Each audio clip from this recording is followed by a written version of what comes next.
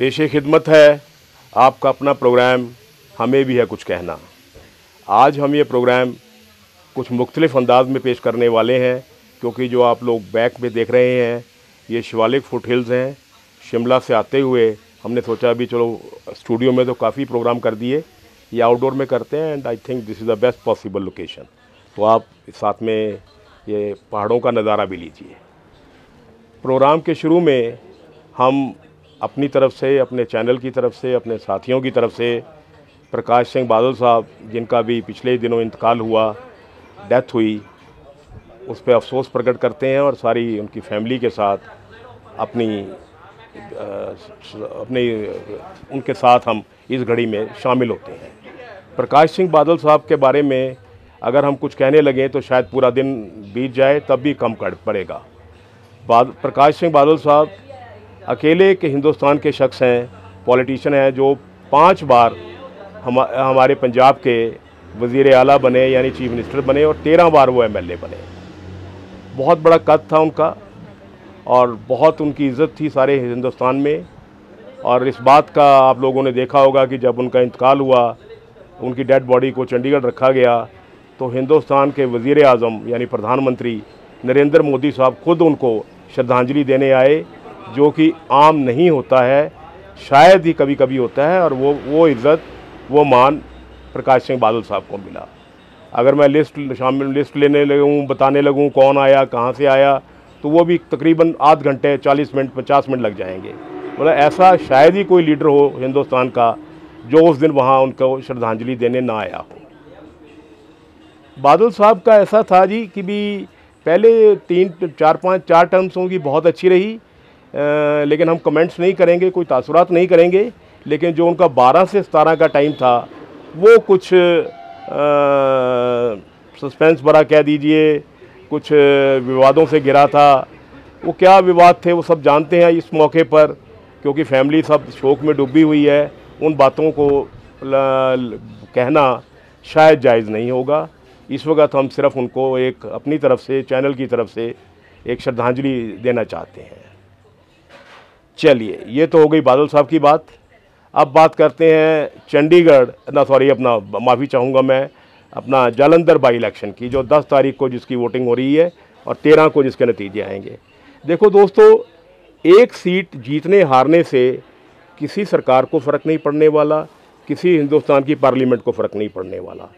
ये बदकिस्मती है हमारे देश की कि मीडिया एक हाईफी क्रिएट कर देता है और वो सारा लोगों का रुझान उस तरफ हो जाता है। अदरवाइज़ एक सीट से कोई फ़र्क नहीं पड़ने वाला। मान लीजिए आम आदमी पार्टी वो सीट हार जाती है, तो क्या भगवंत सिंह मान इस्तीफ़ा दे देंगे? बिल्कुल नहीं। लोग मांगेंगे अगर वो हार जाते हैं। मैं नहीं कह रहा वो हारेंगे। मान लीजिए उनकी सरकार अगर हार जाती है, उनकी पार्टी हार जाती है, तो बीजेपी, कांग्रेस सब ने कहना है भी इस्तीफ़ा दो। कौन देता है इस्तीफ़ा यार? क्या बेकार बातें करते हो आप लोग। इसलिए, लेकिन अब क्योंकि बात चली है, तो हमारे दोस्त, मेरे कुछ साथी वहाँ जालंधर 5-10 दिन से सर्वे पे लगे हुए थे, तो हमारे पास फाइनल सर्वे आ गया है जो हमारा है। हम इस पे कोई ये नहीं कहते कि हमारा सर्वे ही आएगा, वही रिज़ल्ट आएगा, ऐसा बिल्कुल नहीं हम क्लेम करते। लेकिन हर एक एजेंसी का, हर एक चैनल का एक अपना तरीका होता है काम करने का, और ये सब प्रोबेबिलिटीज़ होती हैं। This is one of the probability और वन ऑफ द पॉसिबिलिटी। तो जो हमारी टीम ने सर्वे किया है कल तक का, उसमें जो हमारे पास वो है, पहले हम बात कर लें बीजेपी और अकाली दल की, तो दोनों की हालत बुरी होने वाली है, कोई शक नहीं। दोनों को मिलके अगर बीजेपी और अकाली के इंडिविजुअल कैंडिडेट के बाद में हम सम अप करें दोनों की वोट, वो शायद कांग्रेस और अपना आम आदमी पार्टी से कम रहने वाली है। ये बात यकीनी है। अकाली दल अमृतसर का तो जिक्र करना ही टाइम ख़राब करने वाली बात है, वो तो कोई फ़ायदा ही नहीं।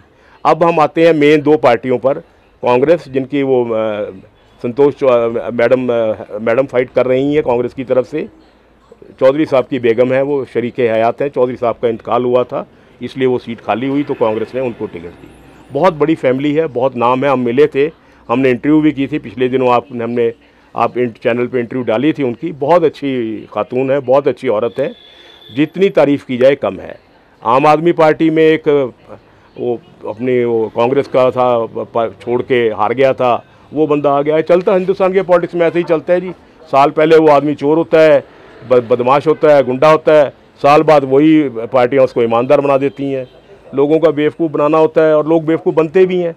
हिंदुस्तान की सबसे बड़ी बदकिस्मती ये है कि हिंदुस्तान का एक भी लीडर अपने देश के बारे में कभी नहीं सोचता। वो सोचता है सिर्फ अपने बारे में, अपनी फैमिली के बारे में। जिस दिन हमारे हिंदुस्तान के लीडर्स ने सोचना शुरू कर दिया देश के बारे में, तब हिंदुस्तान होगा, नहीं तो ऐसे ही रहेगा गला सड़ा मुल्क जैसे चल रहा है। ये सब लोग बेवकूफ़ बनाने में माहिर है और हम लोग सबसे ज़्यादा कसूर हमारा है कि हम बेवकूफ़ बनते हैं। वो बेवकूफ़ तब बनाते हैं कि हम बेवकूफ़ बनते हैं। तो बेवकूफ़ बनाया जा रहा है वहाँ भी। तो लेकिन वहाँ मेरे ख्याल में आज की जो तारीख है, यकीनन कांग्रेस पार्टी आम आदमी पार्टी से थोड़ा सा आगे चल रही है। बहुत लंबा चौड़ा फ़र्क नहीं है, थोड़ा सा आगे है। और हम अभी 7-8 रोज़ पड़े हैं कंपेनिंग के, 8-9 रोज़ पड़े हैं। 8-9 रोज़ में कभी कुछ भी हो सकता है। और एक इल्ज़ाम ये भी आ रहा है कि आम आदमी पार्टी अपना पावर का इस्तेमाल मिसयूज़, मैं तो नहीं कहूँगा मिसयूज़, मैं तो यूज़ ही कहूँगा। क्योंकि अगर कोई भी पार्टी रूलिंग होती है, चाहे वो आम आदमी हो, चाहे अकाली दल हो, चाहे बीजेपी हो, चाहे इनेलो हो, कोई भी हो, वो सब ने वो हथकंडे अपनाने होते हैं क्योंकि उनका वो धर्म से अधिकार होता है। तो इसलिए ये बातें बेकार हैं कि आम आदमी अपना पावर इस्तेमाल कर रही है। अगर दूसरी पार्टी होती वो भी करती। लेकिन आम आदमी पार्टी के पास अभी 7-8, उनके सारे वज़ीर, जितने वज़ीर हैं सब वहीं हैं, सारे चेयरमैन वहीं हैं, सारे वो प्यादे मैं कहता होता हूँ MLAs को, सारे प्यादे वहीं हैं। तो वो 5-6 रोज़ में काफ़ी कुछ कर सकते हैं, ऐसा हो सकता है कभी कभी।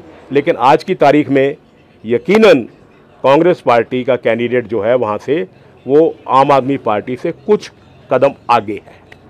कल क्या होगा वो अल्लाह ही जानता है, बाबा ही जानते हैं। इस इलेक्शन से एक चीज़ अच्छी उभर के आने वाली है, आज आप बात नोट कर लीजिए। इस इलेक्शन के 6 महीने के अंदर अंदर अकाली दल और बीजेपी का दोबारा से अलायंस होने वाला है। इन दोनों पार्टियों को पता लग जाएगा कि अकेले ना बीजेपी पंजाब में कुछ कर सकती है, ना अकाली दल कुछ कर सकता है। बीजेपी ने 2-3 सिख लीडर बनाए हैं, लेकिन वो कहीं स्टैंड नहीं करते पब्लिक में। अब कैप्टन साहब को कौन पूछता है, वो अपने इलेक्शन बेचारे खुद हार गए, पार्टी को क्या जिताएंगे। एक कल का लड़का उनको 25,000 वोटों से हरा गया, तो वो बेचारा कि पार्टी क्या बचाएगा। और वो मनजिंदर सिंह सिरसा क्या पंजाब में कौन पूछता है। तो इसलिए दोनों पार्टियों को रियलाइज़ हो रहा है कि हम इकट्ठे रहेंगे। अगर वो इकट्ठे रहेंगे और होने वाले भी हैं तो यकीनन पंजाब की सियासत में फ़र्क आने वाला है। बस आज तो आप लोगों से यही मुख्तलिफ सी बात करनी थी।